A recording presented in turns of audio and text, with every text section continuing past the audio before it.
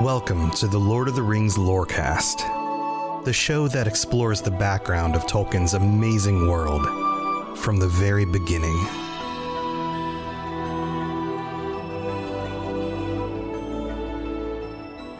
As we begin Riddles in the Dark, Chapter 5 of The Hobbit, it occurs to me that this is probably the most memorable chapter in the entire book.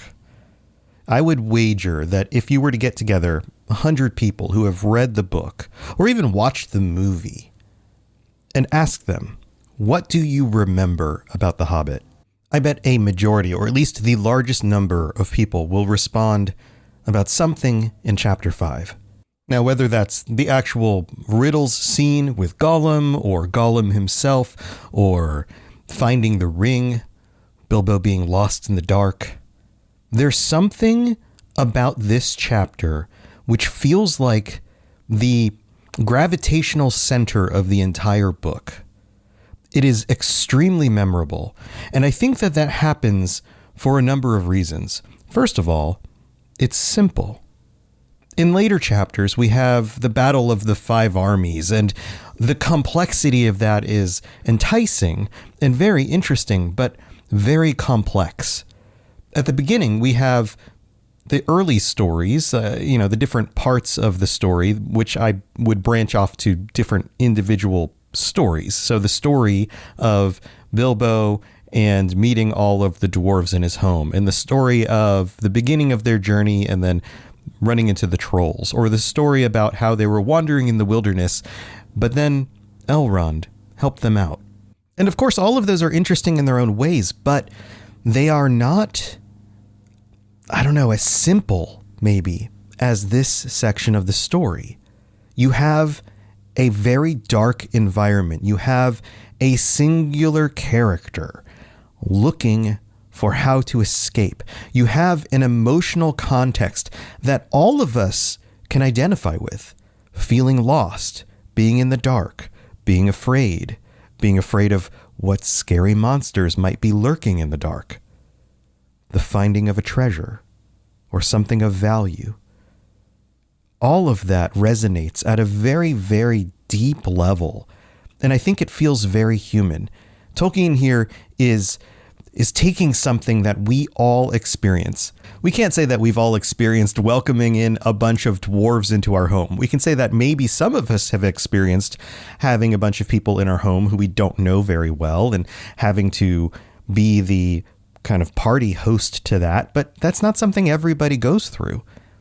None of us have dealt with trolls in the wild. Very few of us have wandered around in the wilderness looking for shelter.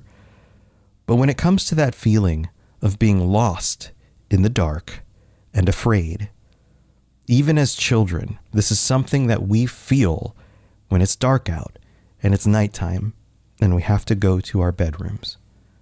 There's something intuitively human here. And then there's a twist. The monster in the dark is willing to play a game. But we're not going to get to that part until next time.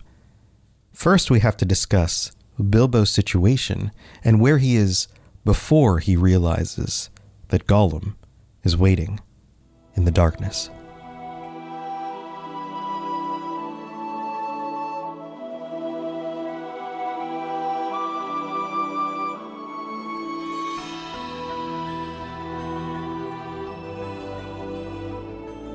So as a reminder from last time, Bilbo was knocked on the head, fell unconscious, and the party continued on without him. They did not realize that he had fallen.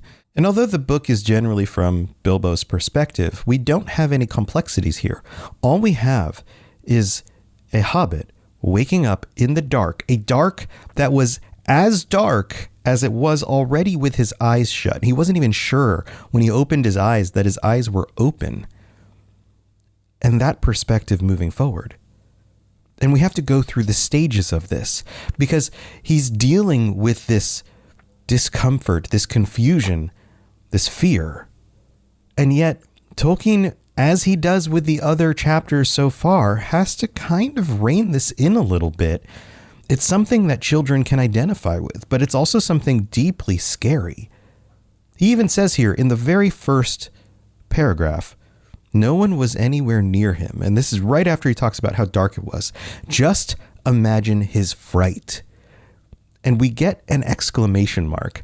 And I know I'm going into like English professor territory here, but Tolkien uses exclamation marks generally more often than a lot of authors do.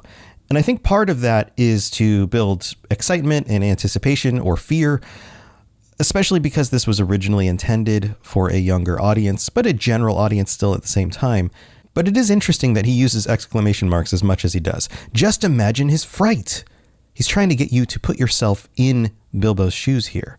He could hear nothing, see nothing, and he could feel nothing except the stone on the floor. He's already painting this picture of what it must have been like to be, well, Bilbo doesn't wear shoes, but in Bilbo's hairy feet.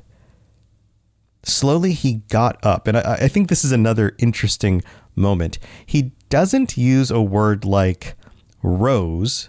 He uses a phrase, he got up, which feels very colloquial, if that's how you say that word. It feels he got up. Generally, from what I've experienced, people who tend to be English scholars don't really like the word got very much because it is not very precise, but yet it is very common. And I think that we're looking at language here that, again, allows us to see this through the eyes of a common person. He got up and groped about on all fours till he touched the wall of the tunnel. Now, this makes a lot of sense. If you were completely in the dark in an underground cave, you wouldn't know where there is a precipice, where there are rocks that you could trip over. It would be very, very difficult to walk without being able to see. But he doesn't find anything. No goblins, no signs of dwarves. And we learn that his head is swimming. He's still coming out of this stupor because he was smacked in the head. You know that feeling when you've slept too long and you have a hard time waking up because not because you're sleepy still, but because your mind is foggy because you slept too long. Or if you've actually suffered a concussion before, that feeling of just kind of coming back around to awareness, making your brain work again, that's where he's at here. And again, I think this is something that many of us, most of us, can identify with. And he's confused, which is interesting because we find out later that because hobbits typically dwell underground, even though their homes aren't necessarily cavernous and cave-like, they're more comfortable than that. They generally have a good sense of direction in the dark and underground. And this is another thing that I find very interesting. This is something that dawned on me when reading through this section of the book again, is how much of this book is underground. We start underground. In a hole in the ground, there lived a hobbit. We end up in the most dangerous places underground. In this area here with the goblins and, of course, Gollum under the mountains. And then we end up in a singular mountain underground with a dragon.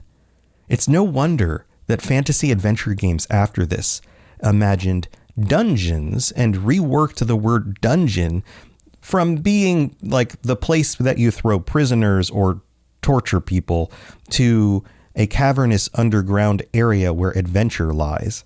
That definition shifted. And it's no wonder. They were reading The Hobbit.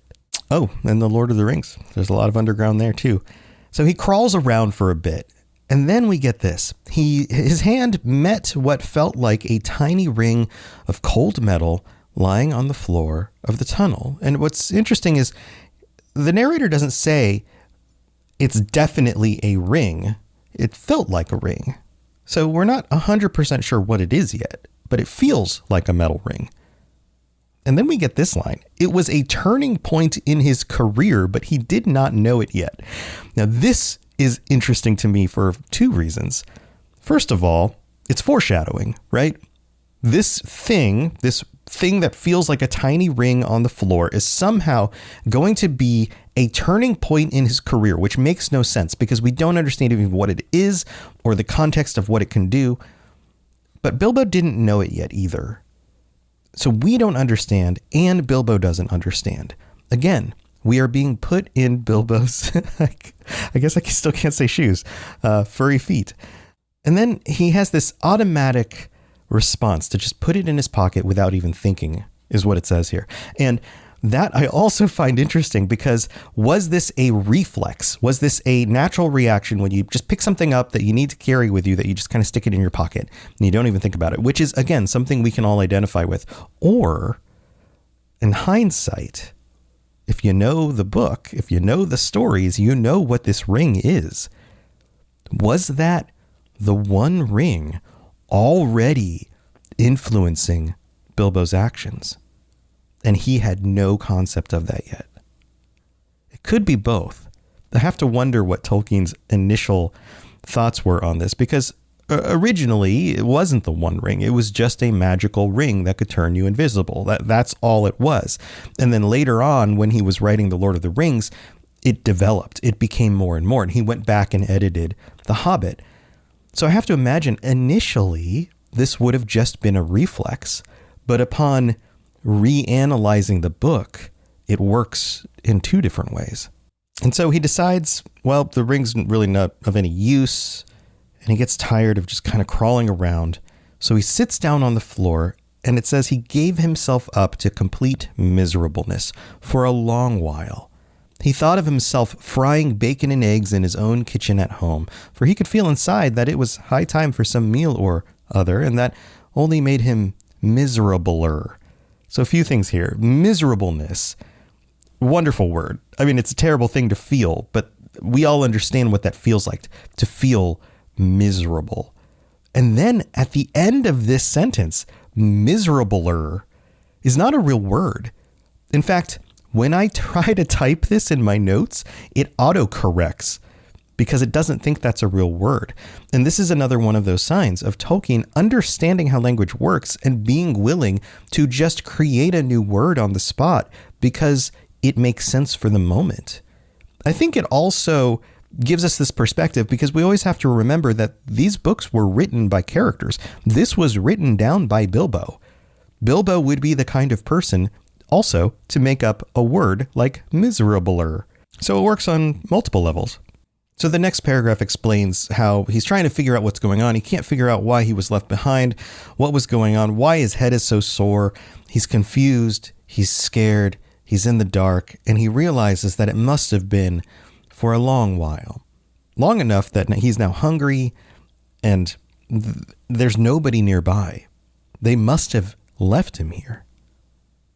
And then he searches for more comfort. Now, remember, there's a part of him that's been seeking the comforts of home, this bacon and eggs, Baggins part of him. And it makes sense here that in this moment, he decides, okay, he's going to look for the little bit of comfort that he still has in this moment. He searches for his pipe and he realizes it wasn't broken. And I love this little note here. And that was something. Okay, so we have this beginning of this hopefulness. He's rising out of the misery. That was something. Okay, at least the pipe wasn't broken. He's thankful for that. And he felt in his pouch, and there was still tobacco. And that was something more, this rising action. And then he looked for the matches, and that shattered his hopes completely. We get this rising, and then this falling. But then we are told that that might actually be a good thing. Just as well for him as he agreed when he came to his senses.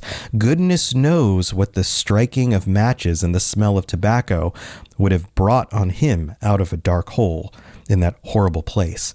Still at the moment, he felt very crushed. And again, this is another one of those things that we all know what it feels like. That feeling of, well, rationally, I understand that that's probably a good thing, but it still feels bad. But that rising and falling situation, finding the pipe, the tobacco, learning that he doesn't have any matches left, creates this kind of, I guess you could say, we're traveling from one situation to the next, from one thing to the next, and it's pushing the story forward. He's in the dark, he's miserable. He tries to solve the miserableness. He can't really do that. But then he realizes that there's something else here. Oh yeah, he has this dagger. And he'd kind of forgotten about it, which is convenient. And it's also convenient that it tells us here that he wore it inside his breeches. Now, breeches is not a word that we use commonly very much anymore. It means basically a style of pants that would fasten around above your ankles. And they tended to be pretty roomy. You see them still on people who do things like ride horses, things like that. They are a style that is of a time. And yet there's a lot of room in there. And why he would have stored them in his breeches rather than on the outside of his pants, which would be easier to grab in a moment where he would need it, we don't get an explanation for that. But it does help explain why the goblins didn't take it, because they did not know it was there. And so he draws it out, and we're now moving from one thing to the next. And for the first time, Bilbo realizes that this blade also glows. It shone pale and dim before his eyes. So it is an elvish blade too, he thought. And goblins are not very near, and yet not far enough. So the goblins must have still been around, and it kind of raises the question, how close do the goblins have to be for the glowing to begin? But also, he was in a completely dark environment.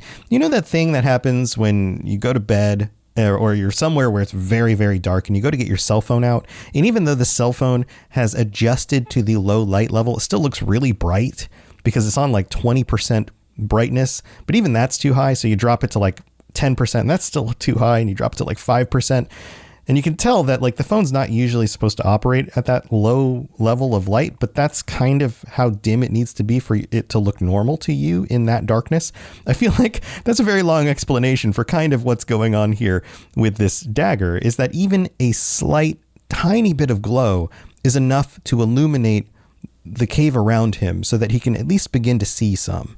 And speaking of the cave around him, that's something that we're going to discuss on the patron episode, the bonus episode for this week. So if that's something you're interested in. Oh, and by the way, I'm going to move that middle section to the end of the episode from now on. It's been in the middle for a while. I've played with other shows that I do with putting it at the end. People felt like it cut the episode short, but it's still the same amount of time. So I'd rather it just not get in the way of the narration. So we're going to put that at the end of the story. I'll thank all the patrons and do the reading of the reviews and stuff like that at the end of the episode. There might still be a mid-break where like ads show up, but that's just kind of par for the course. I do this for a living. So if you don't want ads, join the Patreon. I would appreciate it. But here, let's continue with the story. He draws the blade out, realizes that it is glowing, and somehow was comforted by that. And I think this is probably for a few reasons, not just because it was shining light on the situation and he had not been able to see yet, but also because it gave him some agency, some safety. He has a blade, and it's not just any blade. This is an elven blade. This is the best weapon that he could have alone in the dark among goblins. So for the first time, his fear is removed, or at least some amount of fear is removed. And then he thinks, go back? No good at all. Go sideways? Impossible. Go forward? Only thing to do. On we go. And it's time for that spring reset. I'm taking a look at everything in my closet and figuring out that, oh no, this absolutely needs to go. And it's about time I replace things so that my clothes aren't older than my 15-year-old. Now you might think that they lasted that long because they were well made, but no, they're in terrible condition. Unlike the new jeans I just got from Quince. Jeans have always been my personal go-to because you can kind of wear them for lots of different things, but maybe they're not your thing. Maybe you're looking for, 100% European linen with insanely soft flow knit activewear fabric. It's definitely getting warmer, and their flow knit activewear is moisture wicking, anti-odor, and soft enough that you'll actually want to wear it every day. So pick out what you want. You can't go wrong because they have prices 50 to 60% less than similar brands. And like I said before, they are high quality. I continue to wear their clothes all the time, and I know that these new jeans are going to last me a lot better than the other things in my wardrobe. And on top of it, They look great. They're so comfortable. And I spent just as much on the jeans that I am now cleaning out of my wardrobe. So if you're looking for something better, just all around better, go check out Quince. So go do it right now. Refresh your wardrobe with Quince. Go to quince.com/ringslore for free shipping and 365-day returns. Now available in Canada too. Go to quince.com/ringslore for free shipping and 365-day returns. Quince.com/ringslore. I've noted here that this is one of those humorous moments. We get exclamation marks. Impossible. Go sideways? What does sideways even mean? I guess down a side passage, but it's a little bit silly, right? We're kind of into the silly range. And at the end of this little paragraph, we also have him feeling along the wall and his heart goes pitter and a patter. Again, that rhyming, the sing-songy kind of poetic thing that Tolkien tends to do with Bilbo here. But I think that's indicative of Bilbo's personality. There's something childlike in the way that he describes things sometimes. He's a little bit silly, even when writing about a moment like this. Now, the very next paragraph we get, now certainly Bilbo was in what is called a tight place. And I love the use of tight place here. This is something Tolkien does where he takes something and it has multiple meanings, sometimes 3 meanings or 4 meanings. In this situation, I think there's 2 meanings here. Physically, this is a tight place, right? He's in a cave underground, but also it's a tight place, meaning a difficult situation. But you must remember, it was not quite so tight for him as it would have been for me or for you. So he takes that expression, tight place, which we would assume means difficult situation, and then he starts making it physical. He explains that whole thing here about how hobbits can find their way underground better than you or me, and that they do not easily lose their sense of direction underground, which leads me to believe that by this point, he's starting to figure out which way forward is, because that's what his thoughts are telling him. It's time to move forward, not back, not sideways. And so he must have been able to distinguish at this point which way forward was, even though forward seems to lead down, which we'll get to in a minute. Then we get this. They have a fund of wisdom and wise sayings that men have mostly never heard or have forgotten long ago. This implies 2 things. First of all, the value of knowledge that is passed on through wise sayings and just kind of common sense. The common sense world of the things you grow up hearing. I can't think of anything off the top of my head right now, but the kinds of sayings that mean that, hey, this is like generational knowledge that just gets passed down, and it's something all of our children should know and their children should know. And so we make songs about it. We say rhymes about it. We all use the same phrase when the same thing happens, that sort of thing.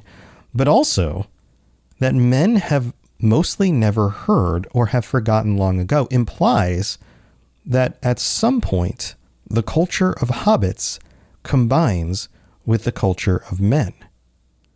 This ties into some answers that Tolkien has given in interviews and I think some of the, if I remember correctly, some of the extra content, including the appendices, that explain that hobbits and men eventually kind of blended back together. They're still mannish. They were always mannish. They're not dwarves. They're not elves. They're much more mannish than anything else. Hobbits, that is. But eventually they kind of worked their way into the mannish population and they became just a whole group. And that those sayings eventually went away when inundated with the sheer numbers of the mannish culture, which were much bigger than the Hobbit culture. At least that's what I would assume from this statement. And then we get this line, which is interesting because the narrator is speaking here and we know Bilbo writes the book and yet is also pretending not to be the narrator. It's kind of the tone of this. I should not have liked to been in Mr. Baggins' place all the same. It shows that the narrator, whether intended by Bilbo when writing this or redacted later by maybe a separate source, is a distinct different personality. Or it just doubles down on the fact that Bilbo just didn't want to be there, which makes sense. The tunnel seemed to have no end. All he knew was that it was still going down pretty steadily. Now, he keeps in this direction and he follows the twists and turns. He hurries past these openings and side passages, which are smaller. He kind of has a sense that this is the main path. And yet it continues heading down, which would mean two things. It's getting further from Goblin Town because they descended from there. So this is where the path continues. But it also is going deeper into the mountain, which doesn't seem to be a good way to get out of the mountain. And yet he continues on. And we get these little moments. He hurried past for fear of goblins or half-imagined dark things coming out of them, these side passages, which is exactly what you do when you're a little kid and you have to go to bed and you have to walk past like the dark bathroom or some other room on the way to your bedroom. And you're just like, everybody does this, right? Everybody does this when you're a kid. I think this is one of those things that's just baked into us as human beings. This whole like, I'm going to go quickly into this room because who knows what's in there? And there's never anything in there, but it's just instinct, right? And so he continues on, and we get this. I do not know how long he kept on like this, hating to go on, not daring to stop.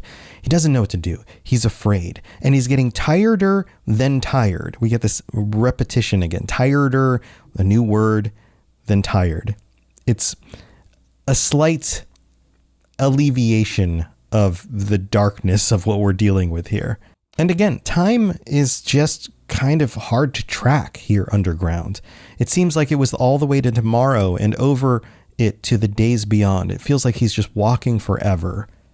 And then he trotted splash into water, exclamation mark, ugh, exclamation mark, more exclamation marks. I think that these are here for humorous reasons. Like, oh, you know what that's like, stepping in a puddle when you didn't expect it and it's cold, that sort of thing.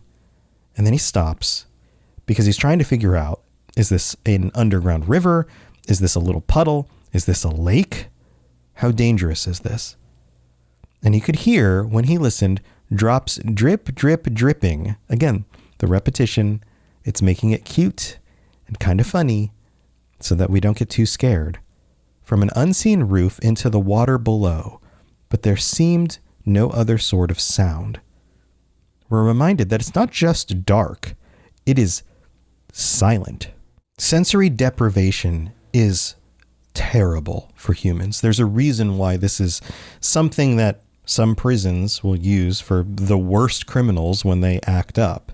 A place that is silent, dark, alone is something that we just do not know how to deal with. And just like everything else in this section, we move from one setting, one set of things to discuss to the next. We get this forward motion. And we learn that this is a pool or a lake, not an underground river. He starts to figure this out. Again, he's familiar with underground areas, and he knows not to wade out into the darkness, first of all, because he could not swim, which is interesting. Now, I've noted this for a few reasons. First of all, we know that Bilbo's parents died in a boating accident because they could not swim on the Brandywine River. So he has that fear built in. That's how he lost his parents. Secondly, I did some research about this. In the early 1900s in the UK, it was rather uncommon and just beginning to be a thing to have public swimming pools and swimming lessons for regular people.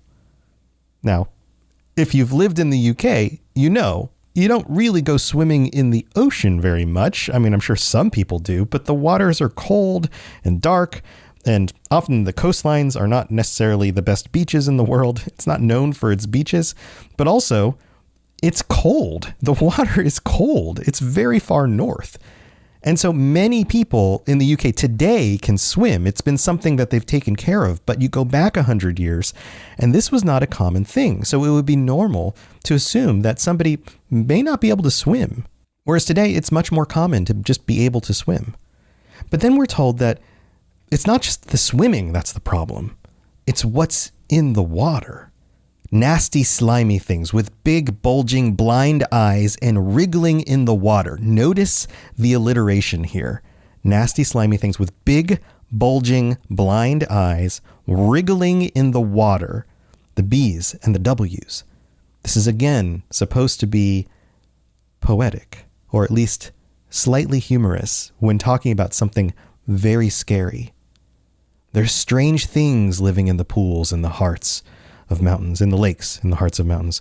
Fish whose fathers swam in, goodness only knows how many years ago, and never swam out again, while their eyes grew bigger and bigger and bigger from trying to see in the blackness. This is doing two things. It's explaining the past, the dark, terrible creatures of the world, the unspoken things that live under the earth, which we learn about more in the Lord of the Rings for sure. But then it's also foreshadowing something that he's about to come across. It also says there are other things more slimy than fish. And I think that this is another one of those moments where Tolkien is using double meaning. Sure, things can physically be slimy. A wet fish can feel slimy. But you would also describe somebody who is manipulative or untrustworthy as being slimy. Even in the tunnels and caves the goblins have made for themselves, there are other things living unbeknown to them that have sneaked in from outside to lie up in the dark.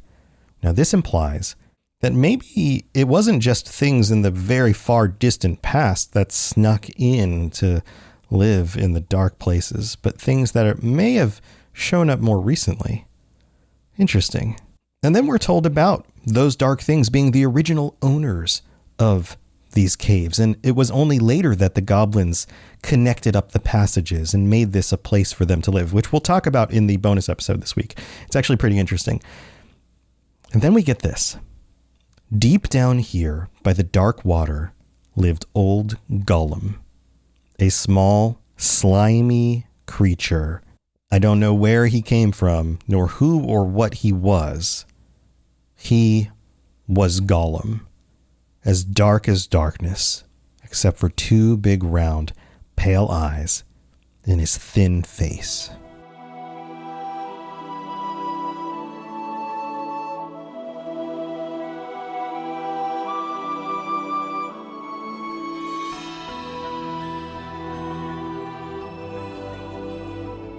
All right, thank you for tuning in to today's episode. We're doing this at the end of the episode now instead of the middle. I feel like that's a little bit more convenient for people. We'll try it out, and if people hate it, we'll put it back in the middle.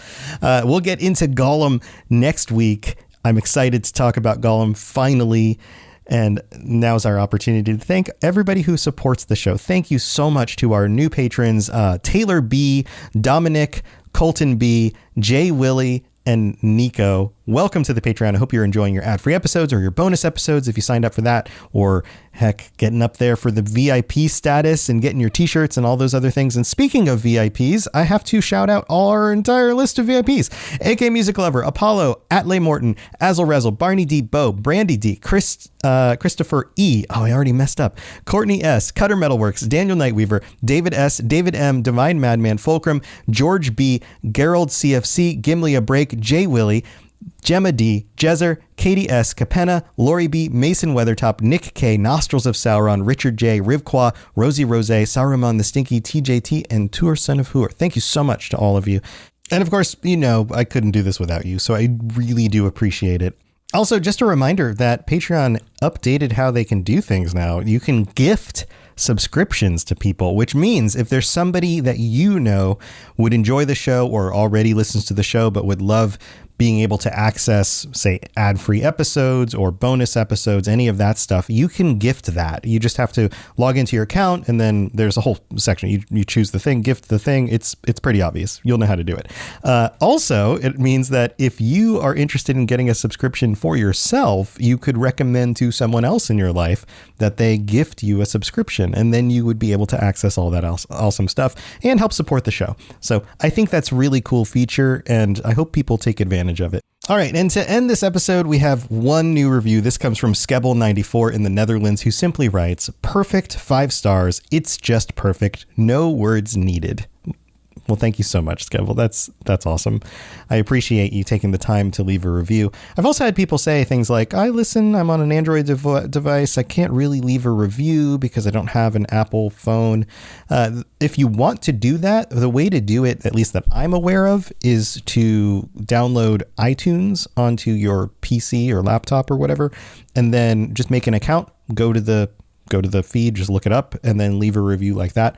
It's a few extra steps. It's kind of annoying, absolutely. But if you took the time to do that, I would appreciate it, and I'll read out your words. So thanks again for being here, and I look forward to chatting with those of you who are joining me for the bonus episode this week, because we're talking about the Goblin Caves, Goblin Town, and Gollum's Cave, and what's going on with that. When did the goblins actually move in, and how has this been represented differently in different media? So I'll see you over there. Otherwise, have a great week. See you next time. Thanks for listening to the Lord of the Rings Lorecast. If you'd like to learn more about other fantasy worlds, check out my other podcasts, The Elder Scrolls Lorecast, The Witcher Lorecast, and more at robotsradio.net. If you'd like to reach out, I'd love to hear from you. Send me a note on Twitter at robots_radio, or join our amazing community on the Robots Radio Discord. There are links in the show notes, or just search Robots Radio Discord, or find the link on robotsradio.net. I'll see you next time.